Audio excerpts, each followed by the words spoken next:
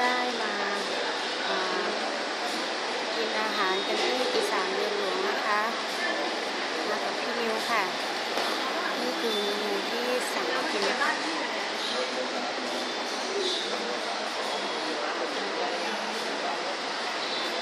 เป็นอาหารอีสานแบบแซ่บๆนะคะนี่นะคะพี่นิวก็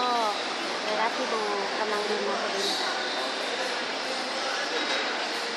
สักครู่นะคะ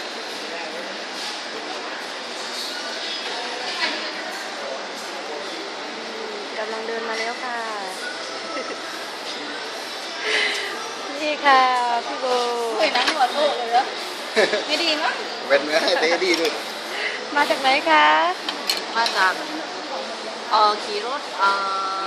ราชพัฒมาค่ะซอย10แต่ว่าเหาะมาเลยอะค่ะเกือบตกรถค่ะ พี่นิวอะคะ